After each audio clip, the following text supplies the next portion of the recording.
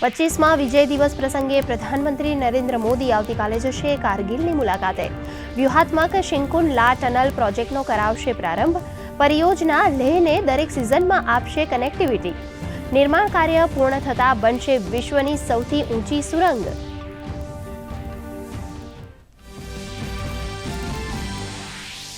સંસદમાં ખાલિસ્તાન સમર્થક અમૃતપાલના સમર્થનમાં કોંગ્રેસ।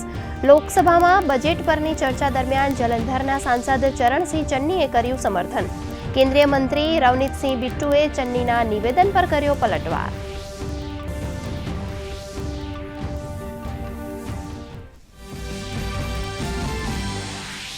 રાજ્યમાં છેલ્લા 12 કલાકમાં 94 તાલુકાઓમાં નોંધાયો વરસાદ।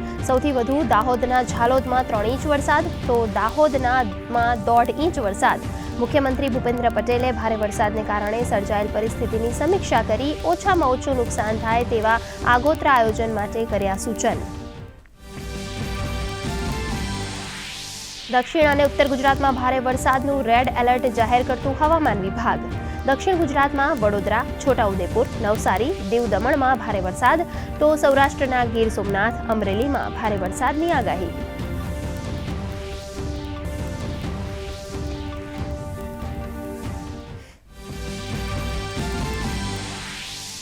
રાજ્યની આરોગ્ય સેવા શ્રેષ્ઠ બનાવવા ગ્રામ્ય અને શહેરમાં મુકાયા 1110 બોન્ડેડ તબીબોને અપાઈ નિમણૂક।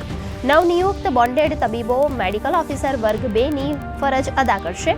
આ નિમણૂકથી હોસ્પિટલોમાં વર્ગ 2ના તબીબોની ઘટ થશે નહિવત।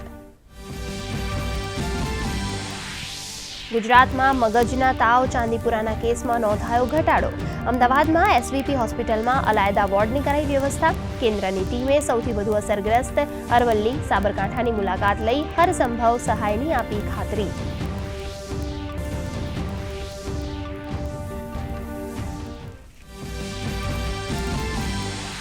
પેરિસમાં ઓલિમ્પિક્સમાં ભારતીય મહિલા તીરંદાજી ટીમનું શાનદાર પ્રદર્શન।